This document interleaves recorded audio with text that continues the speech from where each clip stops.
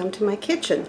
Well, Thanksgiving is right around the corner, and I know a lot of you are thinking about what kind of pies you can make. So today we're going to be making a chocolate pie. This is a really good recipe that I got from my mother-in-law. So let's go ahead and get this started. Okay, we're going to be starting this out with a pre-baked pie crust. Now I'm using a 10-inch deep dish. This is my pie crust recipe that I made. Now you don't have to use a homemade pie crust. You can use a ready-made crust from the store, and you can either use two regular 9-inch crusts, or you can get one deep dish crust. It's up to you how you want to do that. But today I'm going to be using my deep dish 10-inch crust.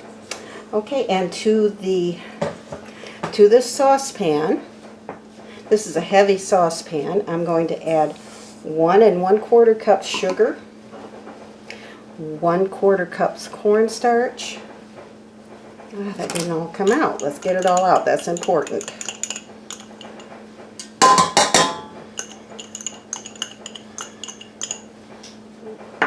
Okay, and 1/4 teaspoon salt. Now I'm just going to eyeball this because I kind of know about how much that would be, so I'll just go ahead and eyeball it. And what we're going to do is just mix this together. We're going to whisk this and make sure that we get all these little lumps out of it, because you don't want to have any lumps in your pudding. And the best way to prevent that is to go ahead and stir this together and get all these lumps out, because the sugar will get the lumps out of the cornstarch until you get it nice and smooth like that. Okay, and what we have to do next is over at the stove, so I'll meet you over there. Okay, I am at my stove, and I have added 3 cups of milk to my sugar mixture. And we're going to let this start cooking just a little bit here. I'm going to turn my heat down some. I think my heat's a little too high.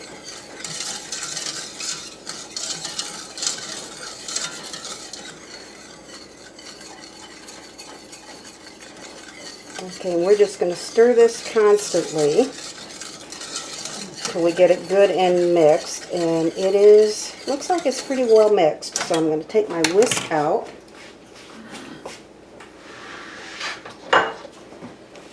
And I'm going to add in, this is a 4-ounce bar of unsweetened baker's chocolate. And we're going to put the whole thing in there. You see I have chopped it up.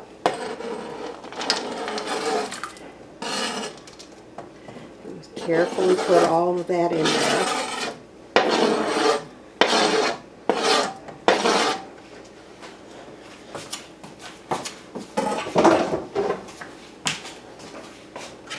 Alright.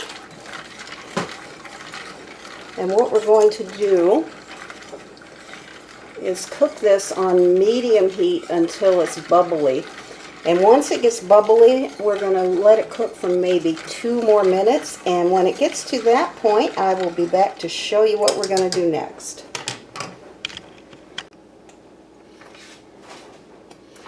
Okay, my mixture has gotten bubbly and thick. So at this point, we're going to add the eggs. And what we're going to do is we're going to temper these eggs.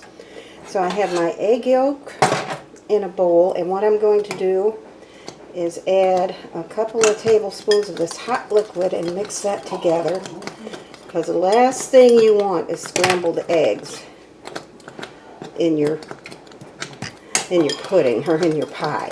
So we're going to bring those eggs up to the temperature, and then we're going to put them right in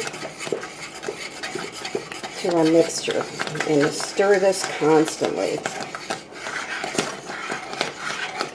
I'm going to turn my heat down a little bit because this has come to a boil. Add the rest of those eggs.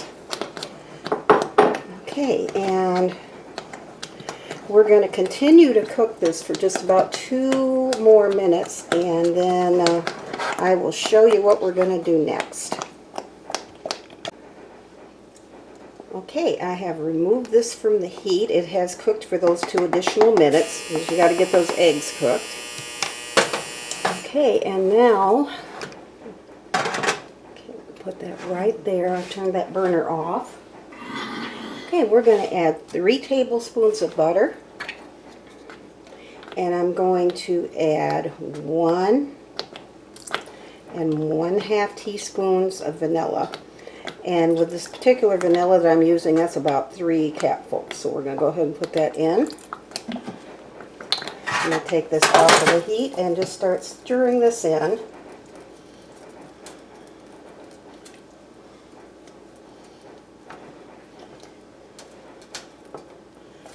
And you can see how rich that pudding looks. I think it's gonna make a really good pie. Okay, so I'm going to finish stirring this in just until the butter melts and everything is combined, and I will be back with you and show you what to do next. Okay, the butter has melted, so now I'm going to take my pie crust and I'm just going to pour this directly right into my pie crust.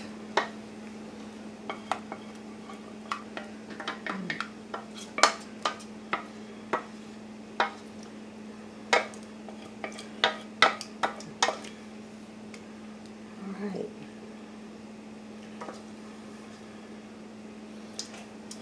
And you can see that it fills up this 10-inch pie crust that I have pretty well.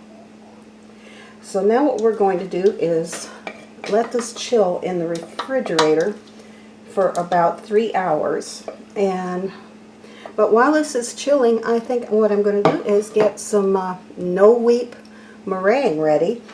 And when I get ready to start that, I'll be back with you. Okay, my pie got done, and here's what it looks like. Now, I messed that one up a little bit taking it out of the pan, and I usually do. But the meringue recipe, I didn't actually show myself making the meringue because I have already done that in my my banana pudding recipe video. There is a step-by-step on how to make this meringue, but I will include that recipe for you. Well, I hope you enjoyed this video and found it helpful, and I hope that you'll try this recipe. I'm going to put all the ingredients down below, and I'm also going to put the recipe to my no-wheat meringue down below as well. And you can try this if you like. So you have a wonderful weekend, and I do thank you so much for watching. And if I don't get to make another video before Thanksgiving, I hope you all have a wonderful Thanksgiving. We'll see you next time.